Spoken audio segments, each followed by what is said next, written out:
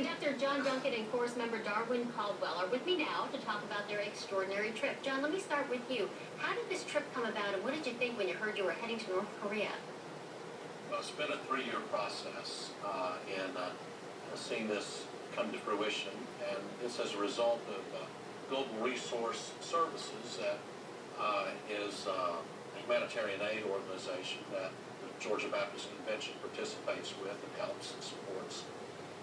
And part of their program is not only humanitarian aid through food distribution and medical supplies, but they also have education exchange and cultural exchanges.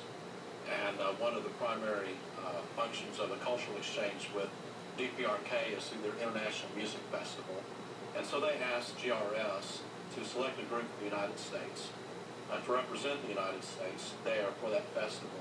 And so when the opportunity presented itself, we thought that would be an interesting challenge, and we wanted to be a part of it. Did you get a little nervous though going to North Korea? I was always a little bit nervous because, just acquiring the visas can be a real challenge. And it's kind of hard to plan too far in advance.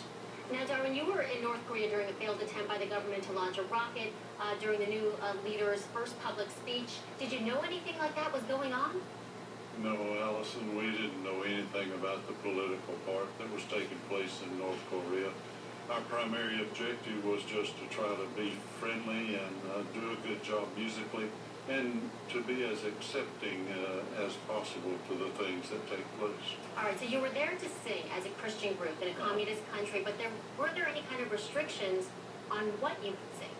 Well, we anticipated that there might be some restrictions. However, when it came right down to it, there was outstanding freedom that was allowed us to sing songs from our classical repertoire, musical show tunes, and also songs of faith. And you were also asked to sing in Korean. I don't know if we heard some of that just before. Let's go ahead and play some of that. Sure.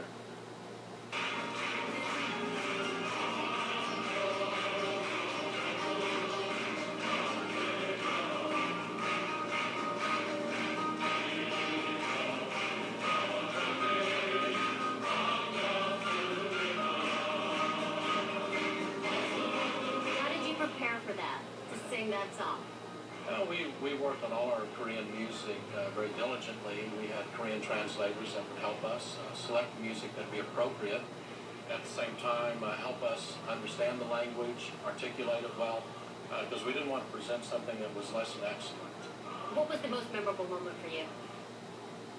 I think when the response of the congregation, when we sang the Korean number, when we opened up with the first words of it, they applauded and hollered, screamed, and it was difficult to keep a good tone going there, to keep all the emotion from stirring up within us. Did you get to interact with any of the North Koreans?